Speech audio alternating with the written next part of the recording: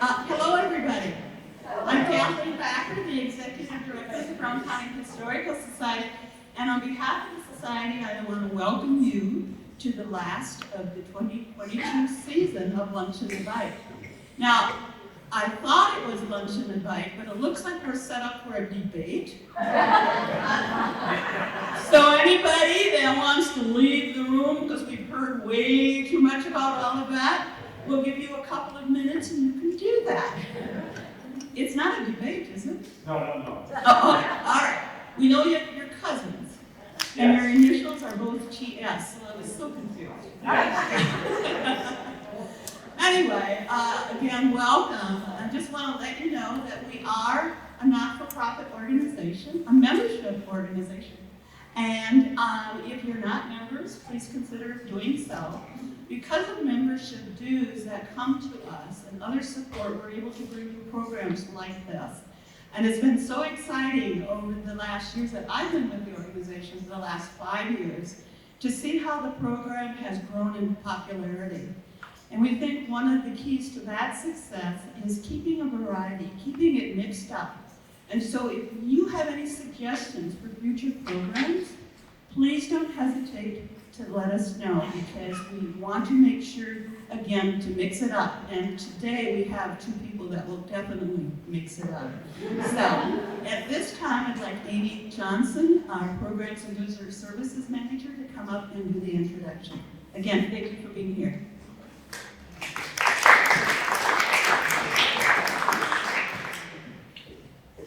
Hello, I'm Amy Johnson. I'm the Programs and Visitor Services Manager at the Brown County Historical Society, and I'm here today to welcome Terry Sveine and Tom Schmitz to do their presentation on the history of New Ulm's Park and Recreation System, Part 1. So stay tuned on that. So welcome Terry, who has been a past, present, and future presenter, hopefully, for the BCHS and many different programs.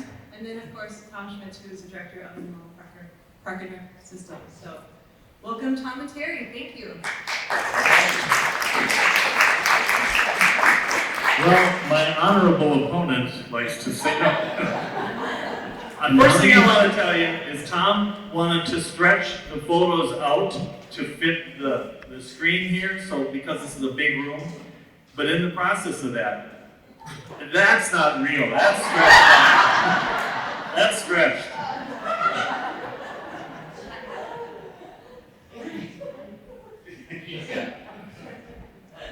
So I'm going to do more reading than I typically do when I do presentations. Tom talked to Elroy Ugal and I about a year ago to write a book on the history of Park and Rec.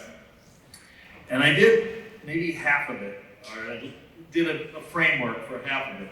And then I kind of let it sit, and so that's why we're ending at 1927. That's as far as I got.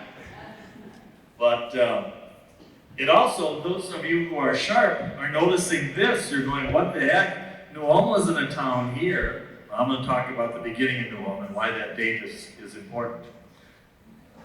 So when was New Ulm a town? Just as a fun little quiz. 1854? Exactly, very good. So, all right, here we go. Well before the formal New Ulm Parks Association, a forerunner to today's Park and Rec Department, was established in New Ulm in 1927, physical fitness was of paramount importance and was practiced regularly from the beginnings of the town's history. This story will trace how physical conditioning was always present in New Ulm and how the official incorporation of a Park and Rec Department into the city government only accelerated its expansion and formalized physical fitness as an integral benefit for the citizens of New Ulm. So I would contend that a direct link can be made from the revolutions in Western Europe in 1848 to the founding of New Ulm. So we'll talk about that for just a bit. Still taking inspiration from the French Revolution of 60 years earlier, which was trying to overthrow the concept of hereditary rulers for democratically elected rulers, in 1848, over 50 revolutions happened across Western Europe. This was a big deal in world history, and I have discovered that very few Americans have even heard of it, much less know anything about it. So you guys are among the elite, educated people now. You know something here. So in 1848, over 50 revolutions happened across Western Europe. They all failed. Very good, Tom. I'm supposed to tell Tom when to click the slide again. He beat me to it. Very good. To be sure, some gained some concessions and a reduction of oppressive laws, and a few even gained constitutions, but none of the revolutions overthrew the nobility.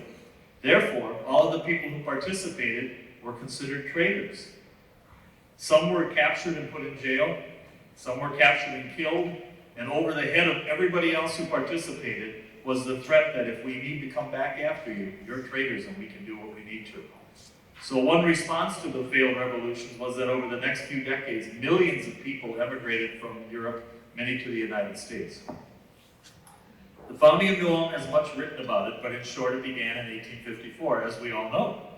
With massive immigration to America caused by the revolutions, there were other things happening too.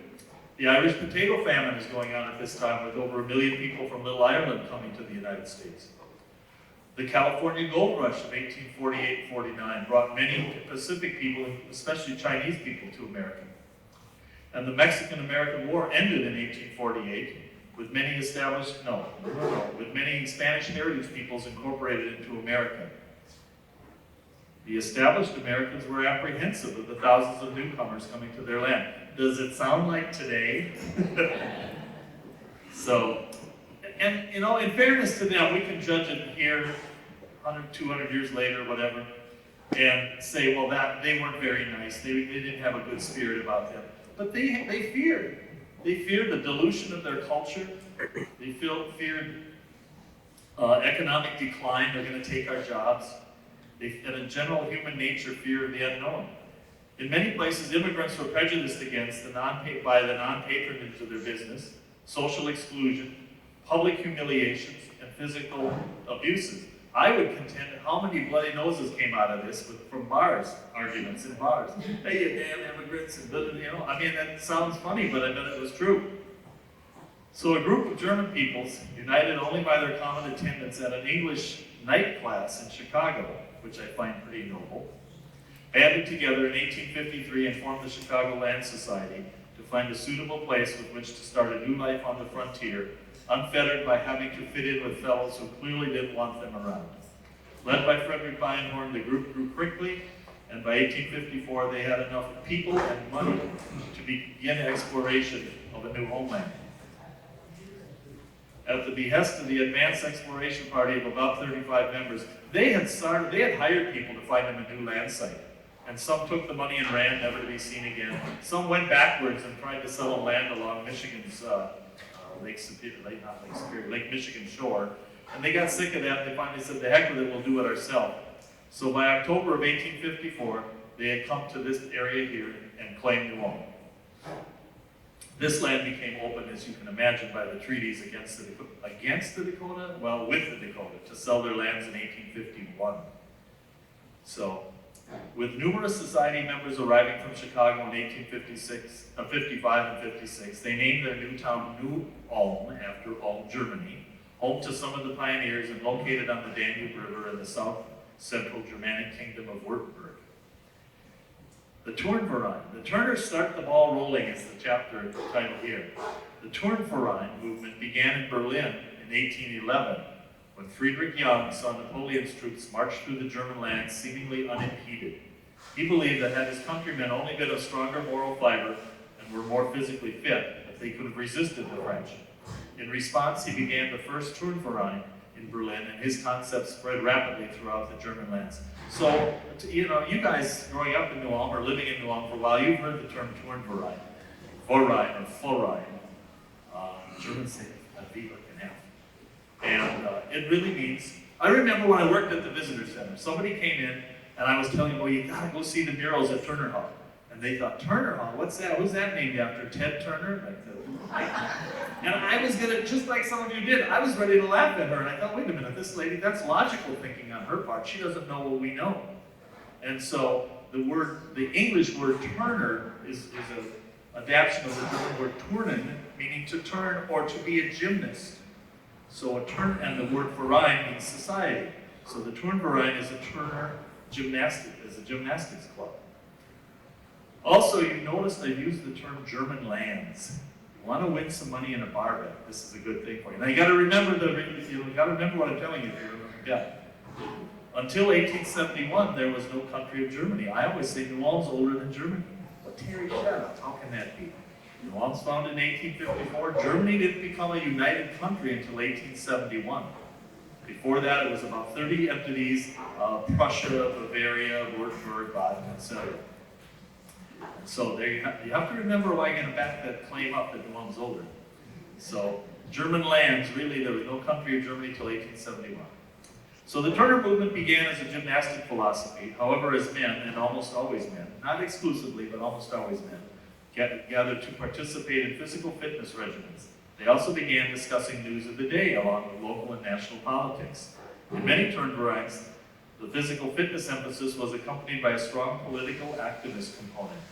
Eventually, they adopted the model, a strong mind in a strong body, to accent both elements of their approach to a successful life. I would have you know I took gymnastic class at Turner Hall, and clearly need to go back. With the near Europe-wide revolutions in 1848, Turners were among the leaders trying to overthrow the concept of a hereditary nobility.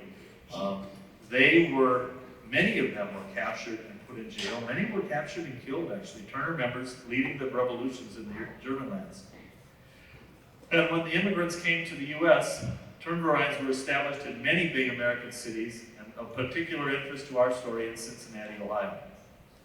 So after riots against the Cincinnati Turners in 1855, some so violent that they caused several immigrants to die, local Turnverein leader Wilhelm Fender formed a colonization society, like the Chicago Germans did 2 years earlier, to seek a new homeland away from the prejudice and fears his fellows lived with in Ohio. Think of that. You're living in a new area. You've given up everything back home in Europe. You're trying to get started in this new land, and the people around you clearly don't like you. Riots in Cincinnati had people shooting cannons at these immigrants. It's kind of telling them that you're not wanted here. And that was really what drove these guys. Let's get out of here, go to the frontier and start our own town, unfettered by all this prejudice against us. So in early 1856, the Turners heard of the struggling town in Minnesota, and Fender led a small advance party to New Ulm that asked to join the forces with the Chicago group. With ample funds, something the Chicago group lacked, the two entities joined forces later that year, and by 1857 became the German Land Association. Tom? Click. One of the first things the new community did was to ensconce physical fitness as a core element to New Ulm living by hiring surveyor and Turner member Christian Prignitz to redesign a formal plat for the city, building on an earlier map by Ludwig Meyer, who had wisely included parkland. You see, look at this. I don't know what that middle thing is. How fancy is this? This is German Park. Center Street comes off of here. German Park with, I don't know, perhaps a place for sculpture or a fountain. I don't know that. Maybe I'm reading more into it, simply a stain on the map. But nevertheless, you see the Minnesota River as your orientation. So already Ludwig Meyer had put accommodation for parks in there. But Christian Prignitz, that's pretty smooth. This is Prignitz's map. He designed New Ulm to be a town of 75 to 100,000 people, like a Rochester-sized town. And so look what he's done here. Look at German Park, 7th North to 7th South, between German and Valley Streets. We'll talk more about that. And then little market parks. Market Park, South Park, another market park here, today's Lincoln Park. It's opposite Washington Park, not named that way yet, but that's what we'll call it. And another market park, and then North Park. So lots of parkland, and this is even, for the little town that New Ulm was when they started, about 635 people in 1860. This is a way bigger town than was populated. The core group of people would have lived in this area to originally start our town. Garden Street, down here, guess why it's called that? Land for gardens. You could rent communal gardens down there. So, right from the start, there's parks incorporated into the city plan. So this plan was to prove a boon to the eventual Park and Rec Department, as they were able to develop and enhance the parks in New Ulm that were already designated. Prignitz's plat, we've talked about the different parks, but all but one of these today, South Market Park, has been developed. Whether intended or a fortuitous benefit, the city parks built into the new town's grid meant that new land for future parks didn't have to be purchased at inflated rates as the town grew. Those parks are already platted there. Citizens were taxed with parks maintenance and development as part of the cost of living in their town from the very beginning. Early New Ulm looked like what I'm going to call an urban farming cooperative. And what I mean by that is, I did a paper on the animals in New Ulm, and I learned a lot. Of 171 people in 1861, I believe, there were 171 families, and 149 of them had animals, lots of animals, which means you've got to have the support stuff for animals.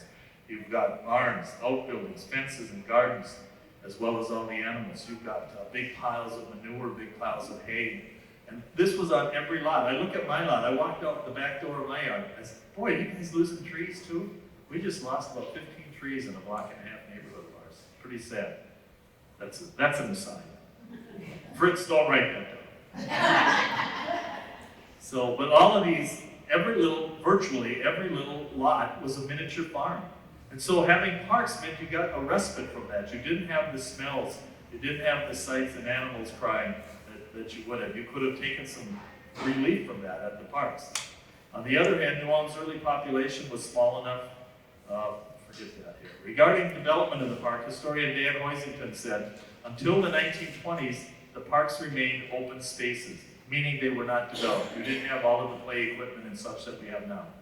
Grasses may have been kept down by city employees or neighboring citizens with a scythe or hand-powered push mower, and or having your animals come graze on it. But records of this are unclear. So to wrap up early New Ulm. New Ulm had an unusual phenomenon operating in its midst, in that the majority of the town's citizens were general citizens of the town, of course, but were also members of a prominent private club, the Turn Variety. The Turners were, I'm going to go out and use a number here, I can't give you what it truly is, but about 3 to 1 over the Chicago group, numbers of members. Turners were more numerous than the Chicago group, and they had to be careful not to antagonize non-members. In 1857, they hired architect, surveyor, and contractor Julius Barrett from the Chicago group. He completed the first Turner Hall in 1858, and it featured meeting rooms and workout space.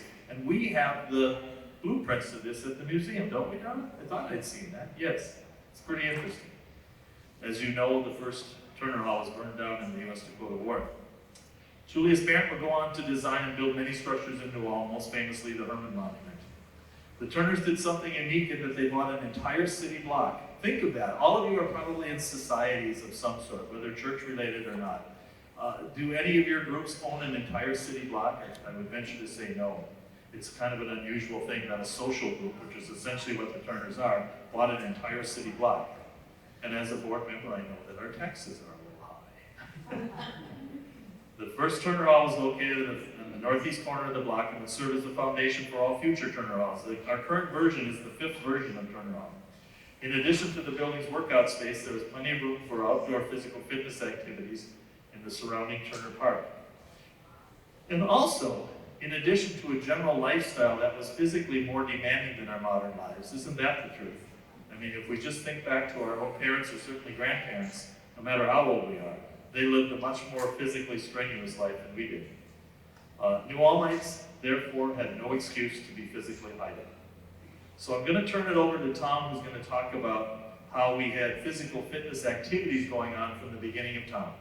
Beginning of time. Dankeschön. Thank you, Mayor T. So now we'll talk a little bit about the early fitness programs in our fine community. As New Ulm grew from 635 people in 1860 to 5,400 citizens in 1900, the need to exercise and compete developed organically. That is by itself with no grand directive leading it. This took the form of various private clubs dedicated to differing aspects of exercise and competition. Foremost among those were the gun clubs. In addition to sharing common interest in guns, they were primarily focused on target practice. Much of this was done at Hunter's Rest. Target, right here. It is. You will get the next slide, we'll pinpoint that. Much more of this was done at Hunter's Rest, the future Junior Pioneers Park at the south end of town near Shell's Brewery. We still have some targets from that time period showing who came closest. Sometimes they were spun to add a degree of interest. This is the actual target that's in the Dutch room at Turner Hall. All right, hunting clubs were slightly different than gun clubs and emphasized group hunting excursions. There still exist clubs displaying the results of their group hunts with racks of birds and other animals. Again, another photo at Hunter's Rest, 1898, the New Ulm Hunters Club. The next physical activity we're going to talk about, well, there's the fish pond, Milford Fish Pond, with musicians. You see a mixture of hunters and musicians. The next major activity is bowling. Bowling had its many adherents also. This sport has ancient beginnings and was popular when the first Europeans came to America. It was popular in German lands as far back as 300 AD, and that many have contributed to its popularity in New Ulm, coming with the earliest settlers. It could be played outside on smooth grass or sand surfaces, but portable wooden lanes came into being by the late 1870s. These would be installed for special celebrations, civic events, seasonal entertainment. For example, Anton Henley installed a bowling alley at his New Ulm house in rural Milford, 1878, for 4th of July celebrations. Hunter's Rest, today's Junior Pioneer Park, had a bowling alley for a June 1884 celebration. A 4th of July event featured bowling on St. Jacob's Hill, above our current medical center. In 1884, that was. And bowling was celebrated in Herman Park in 1889, the site of the future Monuments Foundation. Turner Hall had seasonal lanes outside their park in 1878, and they continued to practice for many, many years. There is early evidence of an inside bowling lane owned by brewer Anton Frighton in 1879. Looks like bowling today, doesn't it? Well, it's excruciatingly difficult exertion. You need to have beverages to replenish your energy. The American Bowling Congress was born in 1895, and that led to standardization and the ability to play equally matched tournaments with neighboring towns. Bowling was an early and long-established sport in New Ulm, and that continues to provide recreation for New Ulmites to this day. And I'm just going to interject here. One of our philosophies at New Ulm Park and Rec is that anything the private sector does is one less thing the government has to do. So since there's a private business operating a bowling facility in our community, the government doesn't have to operate a bowling facility like under Park and Rec. So next we're going to talk about baseball. And I think we all know that there's a lot of baseball history in our fine community. Teams grew as the sport spread around the country, and New Ulm sported its share of teams. The first baseball game in Brown County happened between the Iberia Shoeflies and the Golden Gate Gophers, July 15, 1871. Baseball came to New Ulm soon after, with the Germania Baseball Club from New Ulm playing Sleepy Ice Wide Awake Baseball Club in 1873. Rural and smaller towns saw frequent games, but it took until the 1890s before organized teams appeared here in New Ulm. Business sponsorships or entire company teams were also a common sight on the ball field, such as Shell's Brewery baseball teams. In larger towns and cities tended to be more varied. Teams formed out of a common interest, such as New Ulm Athletic Club team in the 1910s. Neighborhood groups, age groups, marital status games, bachelors versus married men were common. In 1914, New Ulm organized the Twilight League, composed of 6 New Ulm teams: the Barbers, the Eagles, the Professionals, the Builders, Post Office, and the Collegians. The teams played their games on weekday evenings. Lots of baseball history. Next activity we're going to talk about is bicycling. Bicycling was all the rage in America in the late 1800s, and it came to New Ulm soon after. Ads abound in local papers extolling the virtues of bicycling, and their availability at various merchants became popular. With roads still in their crude infancy and no paved roadways on which to ride, there was a danger involved in bicycle riding. The New Ulm Bicycle Club was in existence in 1895, and regular races at the Brown County Fair were one of the club's highlights. Here's a shot of the club at the Redstone Bridge, 1896.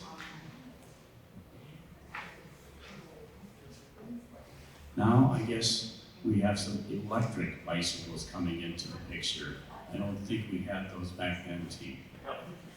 All right, next activity we're going to talk about.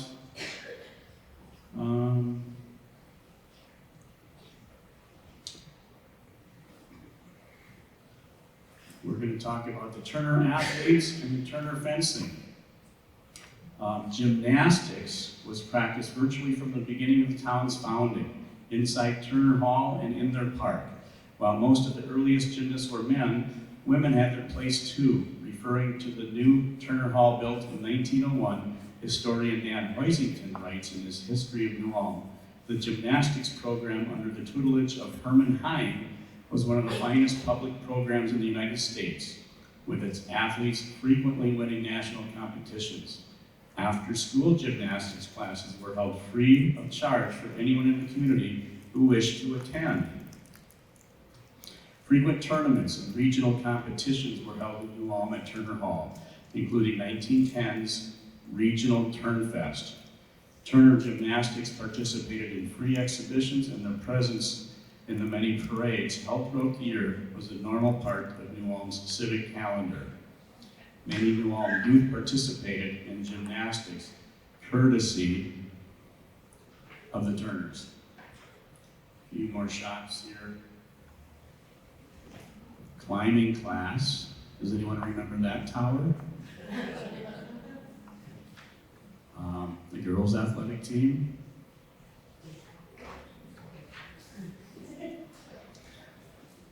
And next, we're going to talk a little bit about camping.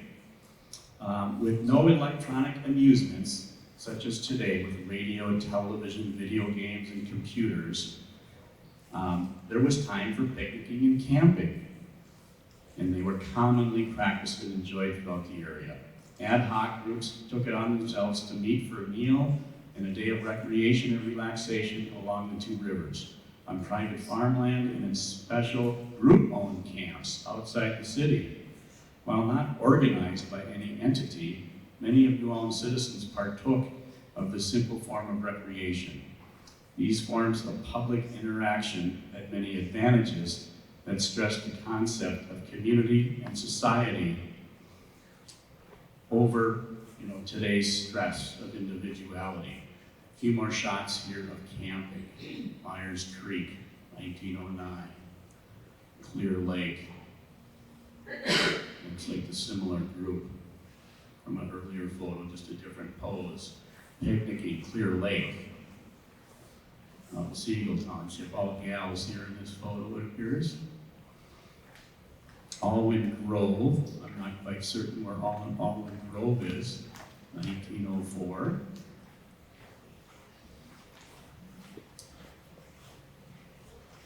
Okay, I think we're with T. All right. So I'm going to talk about organizing and expanding the Park and Rec Department, or at least what we know today as the Park and Rec Department. Prior to 1910, New Ulm City Parks were overseen by a park committee. Like many committees and other organizational structures, they served in an advisory capacity with no formal powers to to encumber monies, ask for action items to be addressed on city council agendas, or to enact rules. They were subservient to the city council. With expanding urban growth and threats to some exceptional natural resources, a national movement for parks of all kinds was gaining traction in the late 1800s. The first United States national park was Yellowstone, created in 1872 as, in quotations, a public park or pleasuring ground for the benefit and enjoyment of the people. I would say Yellowstone is still that. We were just there a summer ago. This movement was followed in Minnesota with the creation of Itasca State Park in 1891 as our first state park. It was, by the way, it was the second state park in the U.S. behind Niagara Falls in New York. While Itasca was done primarily to save the surrounding area from excessive logging and was not designed as a pleasuring ground, as was Yellowstone, it did set the tone for establishing parks for the public good in Minnesota. One thing I would point out is that you don't just start a town.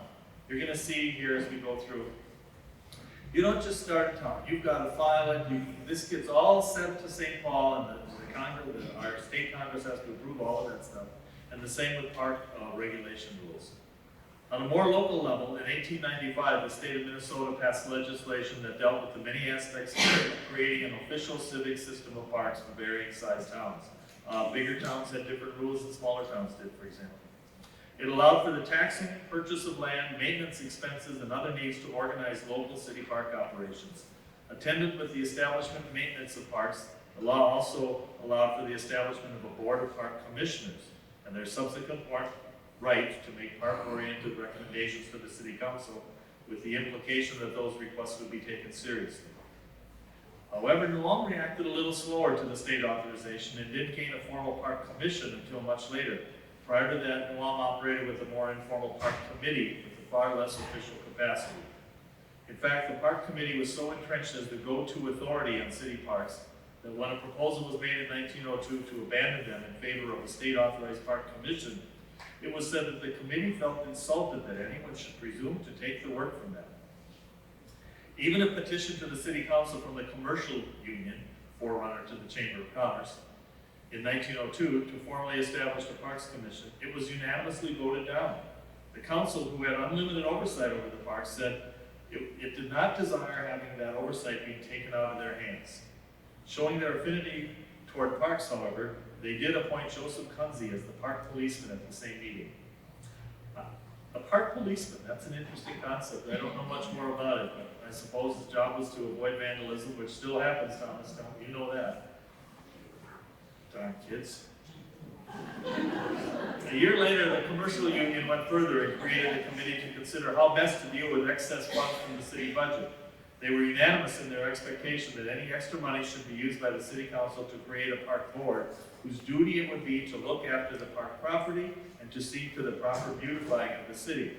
It was becoming clear that aside from the intrinsic value of physical recreation, parks were also to serve as symbols of civic beauty and pride. These are traits that any commercial union or chamber of commerce would always aspire toward. Building on the concept of monitoring city funds, at a May 1903 commercial union meeting, Dr. J.L. Schock asked, what has been done with the money obtained from the sale of park property? We'll talk about that. He was adamant that money obtained from the sale of park property should never be devoted to any other purpose than that of improving the parks, and was not for the other uses by the city government. With this declaration, the city council and city administrators were on notice that parklands and their operation were being scrutinized and would be called out for what was deemed improprieties as regards public parklands. With awareness that the state had authorized the creation of park commissions, if so desired, in 1903, the New Ulm Review offered the opinion that it should be implemented because it is too much to expect that the city council has the time to devote to the care of the beauty spots of the city. So you see beauty spots. They're starting to take, parks are taking on another aspect here, the beauty spots of the city. Mayor, let me interject just one moment here. I reject that moment. Talking about finance, so this, back in the early days, of course, money was important also for land acquisition and development and so on. Now, modern days, we have a parkland dedication fee where builders, if they're going to build a commercial industrial building or even a home, residential homes, there's a parkland dedication fee that these builders have to pay to the city. Goes into a special account to purchase land and develop neighborhood parks in our community. Oh, yeah. Anybody remember Riverside Park being kind of developed? I even, as a north sider, remember that. Oh, Tom. Steve. Yes. All right, I will continue like that, not up there. With much back and forth over the next few years between the concept of a city council-directed park committee and a more autonomous park commission, it took until early 1910 that a resolution was passed creating for the city of New Ulm a park commission. The members were to be appointed by the mayor for 3-year terms with council approval. Brewer Otto Sherrill, insurance man Nick Henningsen, and druggist Joseph Arbus were the first commissioners. The role of park overseer was created with Reinhold Besch taking that role later the same year. And now I will give it over to Tom to talk about private parks, an unusual concept, but something that was all over the place. Yes, thank you, Mayor. Just a couple of quick photos here about winter activities. We had a little bit of change up here in the slide progression. For a town located on 2 rivers, it should be no surprise that ice skating grew naturally with New Ulm. Ice skating took place on both the Minnesota and Cottonwood rivers as they froze in the winter, although this author's father over there spoke of skating on the slough lands below the bluff line along modern Garden Street from his home at 1010 North Payne to Hauenstein Brewery back in the 1930s. Subsequent tiling and development has drained this perennial wetland from New Ulm's landscape. While individuals may have created ice ponds in their own backyards, no formalized skating ponds were operated by the city in early New Ulm. Now, here's a couple of modern pictures. We know sledding took place back in the early days of New Ulm. But this is, of course, the Harmon Park, Harmon Heights hillside, and a place where sledding certainly took place a century ago. Also, swimming was quite popular in both of our rivers.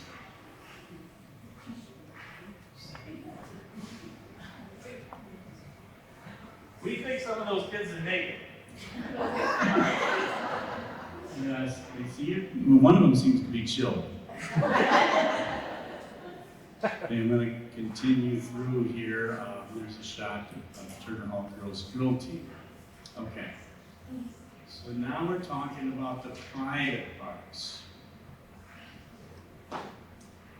of which we have quite a few in our fine community. A unique phenomenon to New Ulm was the rise of many private parks to accommodate various needs. Most of the parks were for the affinity group sort. That is, they catered to groups with a certain affinity or like-mindedness. Each one will be briefly examined here. Turner Hall has been looked at in some detail, but it should always be remembered that it was the private property of the Turner organization. Many public gatherings were held there, but the majority of the gatherings were part of a Turner-led event. However, Mayor T remembers playing frisbee and tag in the trees and baseball with a chain link fence behind the catcher in the northwest corner of the park in the 1960s. Herman Heights Park grew up around the Herman Monument on top of Center Street Hill in the 1880s. It had benches and picnic tables, along with enclosed gazebos and rudimentary toilets. The stunning views of New Ulm in the river valley made it an ideal spot for picnics and family gatherings. Owned by the Sons of Herman Lodge, with land purchased from the Oswald family in 1929, it was turned over to the city, where it was developed even further. Look at that crazy road going up Center Street Hill.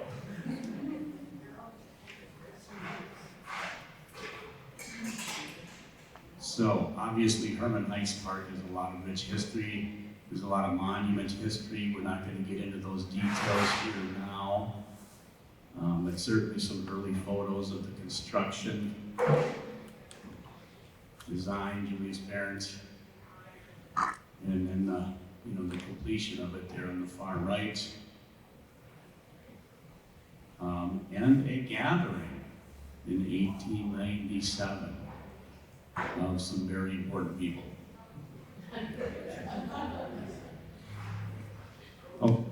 Okay, the next private park we're going to talk about is Sicilian or Catholic Park. It was primarily the land located along 6th North and Washington Street. So you can see here's today's cathedral and the rectory at the time. And then we've got, this is from 1913, the Sanford fire maps. If some of you have seen this type of thing, they're great. We've got a bandstand here, used for speakers as well as music, and then a refreshment stand here. Would have been little shrubs and hedges defining the spot along that corner.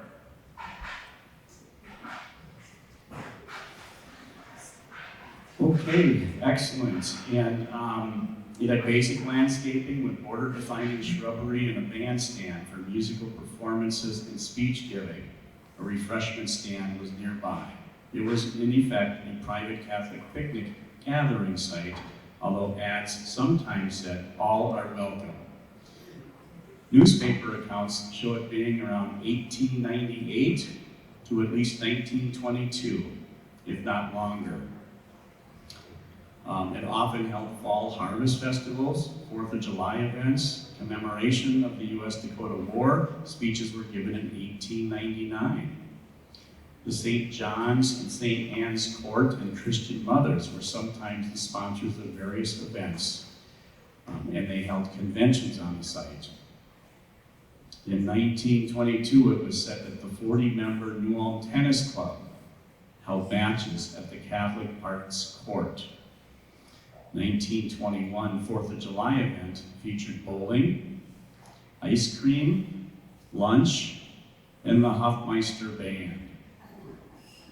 While a 1901 event had these same entertainments, plus a tug-of-war and a greased pig contest. Okay, the next private park we're going to talk a little bit more about is Hunter's Rest. Here's a photo from the 1880s. It's been mentioned, of course, in relationship to the gun clubs, but it was a private park enabled by a group of 14 private investors and hunters who bought land at the extreme southern edge of New Ulm in the 1870s to be used for shooting and their families' picnics. In 1923, it was purchased by the recently formed, that was formed in 1912, the Junior Pioneer Club, to hold their outings and gatherings. The Junior Pioneers are descendants of the pioneers and are dedicated to keeping green the memory of our ancestors, unquote. The next private park we're going to talk a little bit about is KC Park.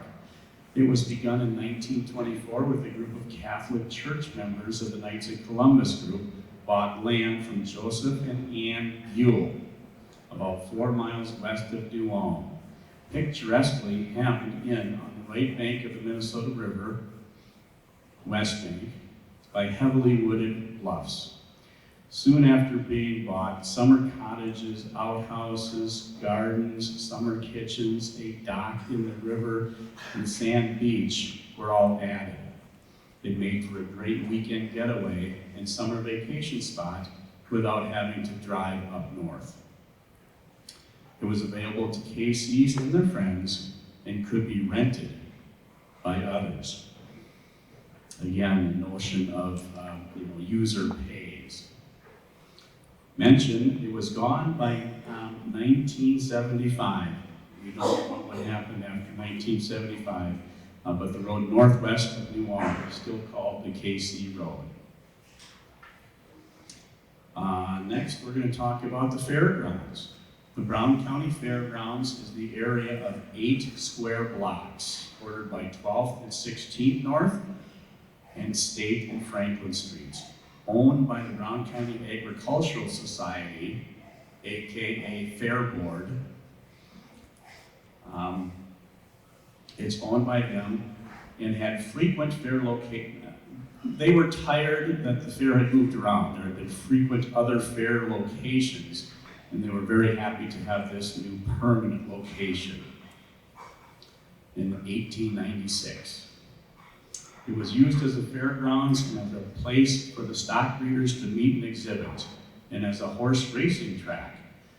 Over time, various other civic entities have rented the fairgrounds for their own use, including auto racing, festivals, circuses.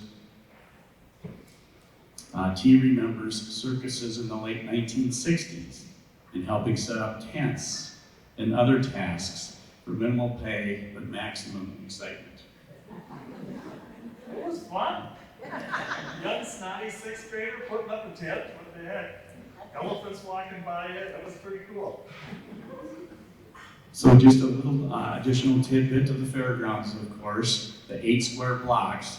Well, the city is leasing 1.5 square blocks from the Ag Society, the Fair Board, so that the Civic Center can sit on their property. The Ag Society Fair Board still owns the land that the Civic Center sits upon, and the city pays an annual lease to the Fair Board of $25,000 to $30,000 a year to lease the land for the Civic Center to sit on there. That's an aside. The next private park we'll talk about is Shell's. Shell's Deer Park and Gardens have been an integral part of New Ulm's landscape since August and Teresa Shell opened them to the public in the late 1800s. Developed over time, they included a deer park. August Shell was a forester in Durbach, Deutschland, and hence the nod to deer. A fish pond and sculpted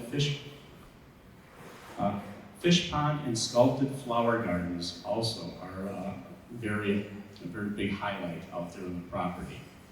Many New Ulm families spent an afternoon freely strolling the grounds at the brewery.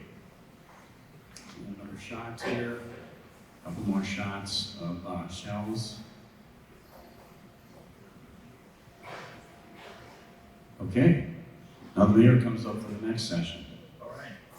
So Tom brought up something about the fairgrounds, how they pragmatically decided to lease a corner to the city for our, what do we call that now? Civic Center. Civic Center. And you'll see that theme happening in New Ulm too. So my little chapter here is called German Park Changes as Times Change. Since becoming a territory in 1849 and advancing to statehood in 1858, building railroads had been on the mind of many Minnesotans. In addition to the obvious improvement in transportation efficiencies, a sharp investor could make handsome profits from a well-thought-out railroad endeavor. Already in the late 1850s, many railroad companies had been chartered, but few were built. Substantial funding needs and the long-term nature of the projects were huge problems, and many more railroads failed than were built. I've done a biography of a man who had invested in about 12 railroads, and only one of them ever became a railroad. By the 1870s, there were crude dirt roads, limited as they were, connecting New Ulm to other towns. Seasonally, roughly April to October, riverboats allowed for transportation and supply routes with the outside world. April is after the spring flood, of course, and October. Karen, I don't know if you remember this, but one year, about 67, you and I almost walked across the Minnesota River from Riverside Park. The river was so low. So imagine that, a steamboat can't go on that. So roughly they ran from April to October. There's lots of newspaper accounts that talk about how when it's time to pull the boats off or something like to that effect. It was evident to everyone that railroads were the way to the future, allowing for cheaper and year-round transportation of produce, supplies, and people. Many a frontier town was cited to be on a railroad line, while many others disappeared by being bypassed by railroads. New Ulm was not about to let that happen. However, one railroad held out good prospects for New Ulm. Founded in 1862, the Winona and St. Peter Railroad Company had plans to connect the two named cities with plans to push further west as success and income allowed. By 1871, tracks were completed all the way to St. Peter, and as the first trains rolled into that town, it was said that a party of engineers was miles to the west plotting the route to New Ulm. New Ulm's built on a series of natural terraces, as you know. I really kind of doubted that as a young guy. And as the last maybe 10 years I started bicycling a lot, you can tell exactly where the terraces are. And you will go on routes to avoid them. Unless you have an electric bicycle. I have a motorcycle, but the mean park and rec department won't let me drive it on the bike. So the route from St. Peter to New Ulm essentially followed an existing road until it came to the small village of Redstone. Here, or by the quarry, as some of you might know it. Here, a bridge was needed to cross the Minnesota River, and a limestone and iron swivel bridge was built that could accommodate the still existing riverboat traffic. If you've never seen it, you can go out to the quarry. You actually can drive past it. There's a little chain across the road. You can move and go up to the swivel bridge. If you've never seen it, it's a pretty cool thing. It ceased to have existence almost as soon as the trains came because the boats quit coming. The train was going to win that technology race easily. But one way to get trains through New Ulm would have been to rise up from coming out by the swivel bridge by the water treatment plant. And then you could have gone, and this was considered, you could have gone up by German, Minnesota, and Broadway and found a route through town that way. But that would have disrupted the already established downtown with all of the pedestrians, the wagons, and the carriage travel. That would have been dangerous. So it was chosen that Front or Valley Streets would be the best way to get through town.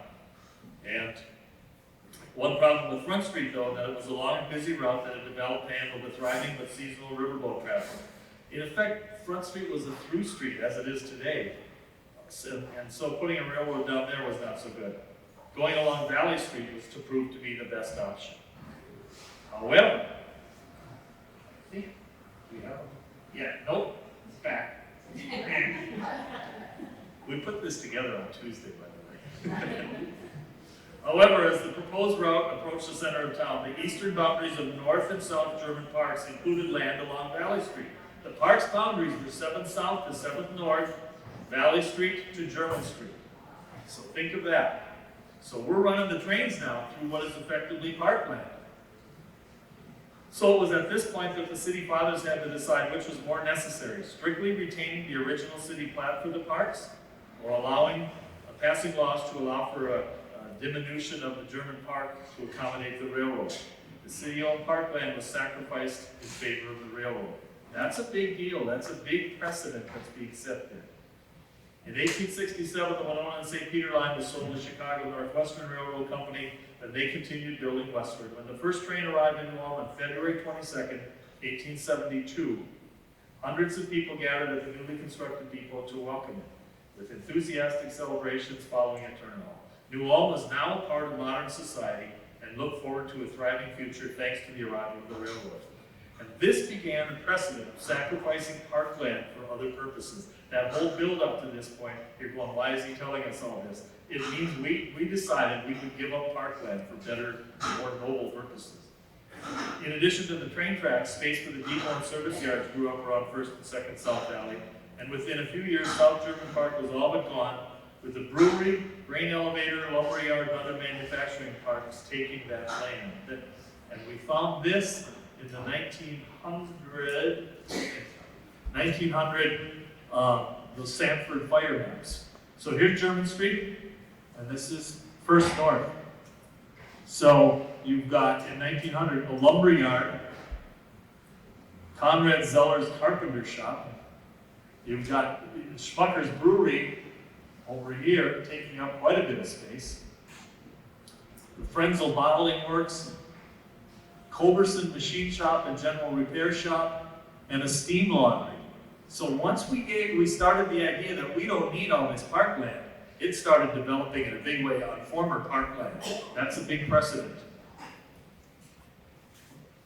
Today, South German Park retains some of its original character with the dog park, bike trail, BMX tracks, and skate park. North German Park was not immune to sacrificing land for other uses.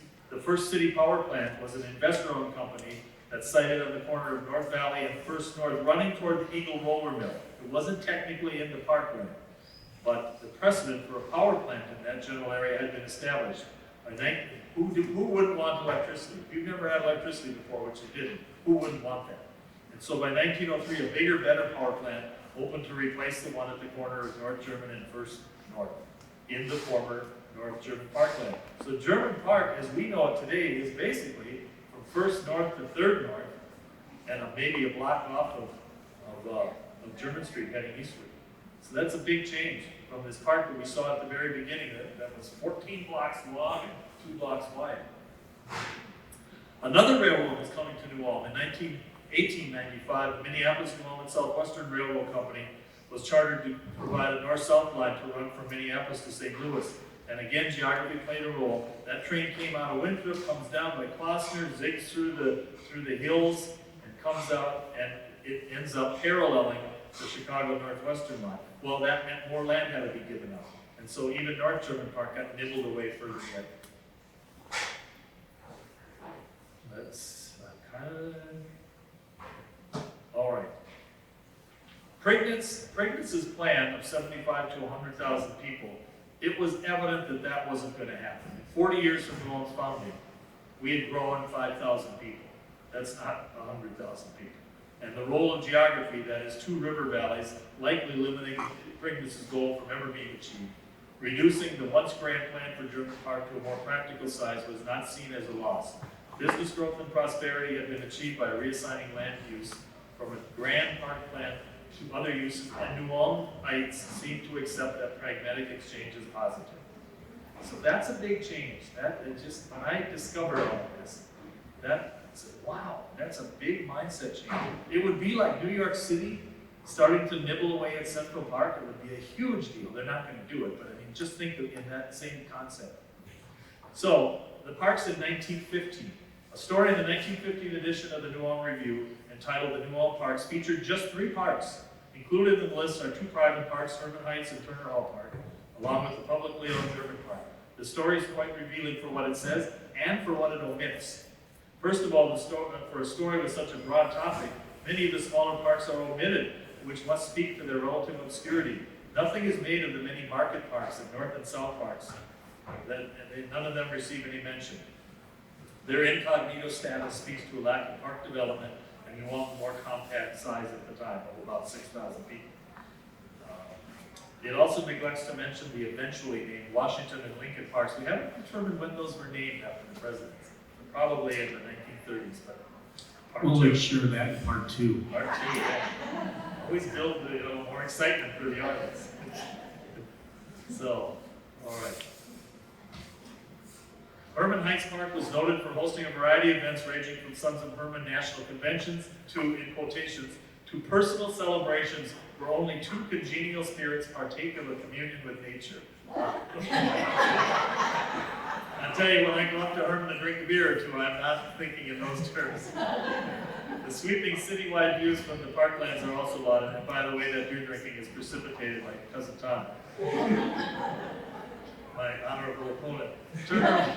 Turner Hall Park was referred to as a semi-public place that specialized in commemorative events related to civic history and patriotic celebrations. Lots of 4th of July stuff in Turner Hall.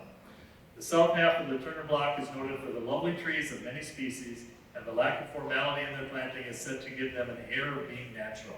An open space behind the actual Turner Hall is left open for gymnastics and other competitions. Clearly, the glory of the town's park system is said to be German Park. Highlights of the park are said to be the double row of pine trees leading from First North and German Street to the park's center, planted in 1880 by horticulturist, brewer, and civic enthusiast Joseph Schmucker. We saw Schmucker's Brewery in the corner there.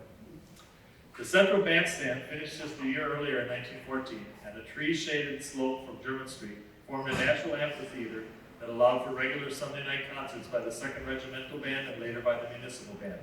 A decorative fountain provided additional atmospheric grace. Flower beds, neatly maintained gravel borders, benches, and drinking fountains appealed to the adults, while a sandbox and swings gave the young ones a place to play. Given its location just a block from the business, many midday lunches were done in the park, and evenings and weekend picnics were regular occurrences. The absence of keep off the grass sign spoke to the welcoming nature of the park. That's pretty welcoming, doesn't it? I'm skipping over that stuff, Tom, if you're following along. Yeah. The story claimed that this park is well kept up by the city, and it was a simple truth. German Park was, and still is, the showpiece of the city park system, even if it is considerably smaller than originally platted. So we're starting to wrap up, and I see the time is there too. So this little chapter is entitled 1927, the beginning of a new era. Aside from the aforementioned civic parks such as Herman Heights, Turner Park, and German Park, the other platted city parks were considered as eyesores and were generally undeveloped. Writing of the near abandonment of our parkland, the Brown County Journal wrote, "The splendid tracts set aside for parks and playgrounds were growing up in brush and weeds. It was said that South Market Park, eventually Lincoln Park, was basically a gravel dump. When you think of how neat that is today with all the things for kids, that they were just left to grow up randomly. Things were about to change in a hurry, however, when active, civic-minded hotelier Fred Johnson went on a visit to Madison, Wisconsin in 1927. My dad's birthday. He was so impressed with the city's parking system that he inquired about it and told that it was all the work of volunteers. Johnson was amazed. Inspired to emulate that back home, Johnson began organizing citizens into his vision of restoring the city plat to its original intention, that of landscape parks with regular maintenance. That same year, he formed the New Ulm Park Association, and with encouragement from the city council, began recruiting civic-minded volunteers to join him. Seeing that this grand vision would take money to support, not only were the new association members to supply their labor, they had to pay dues. In a short time, though, he had hundreds of members. Must have spoken to the general agreement that parks and recreation were of paramount importance to a fulfilling civic life in New Ulm. 2 years later, he was said to have had a groundswell of support and a board of directors of 25 people. That's a big change in a short time. The group worked to restore and improve the 4 market parks and the Lincoln and Washington parks. Gravel walkways through the parks, tree plantings, shrubbery and other decorative plantings, signage, formal archways, some water features and ponds, and flower plantings made former eyesores into attractive parks everyone could be proud of. Johnson even took part in Better Homes and Gardens magazine contest for a more beautiful America in the early 1930s and won an honorable mention for New Ulm, something that took only 3 years to accomplish, from eyesores and gravel dumps into honorable mention. The editor of Better Homes and Gardens gave Johnson a personal, he said to Johnson he wanted to personally visit New Ulm to see its progress with the editor. Okay, we've got about a minute left. As we leave part 1 of our story at 1927, when the park system that was experiencing a serious renaissance, we have learned that parks and recreation opportunities were ensconced in New Ulm since our beginnings, especially at the behest of the Turners. New Ulm's formal organization and oversight of the parks was initially at the whim of the city council, with a park committee and then a park board, now a park and recreation commission, forming over the years. While some parks flourished into showpiece parks, others languished in neglect and dishevelment. It was to this change primarily through the efforts of one man, Fred Johnson. Today, New Ulm's Park and Recreation Department is firmly ensconced, use it twice there, T, ensconced, into New Ulm's civic life with the many amenities it has developed.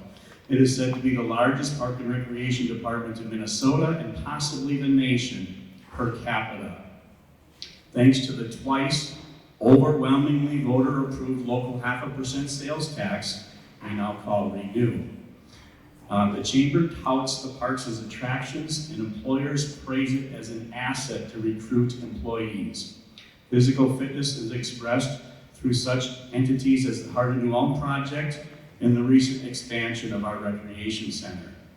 Parks have expanded as New Ulm has grown, and planning continues to take place with today's Park and Recreation Commission. Parks are here to stay in New Ulm, and we can thank the Turners for bringing it to the forefront here. The end of part 1.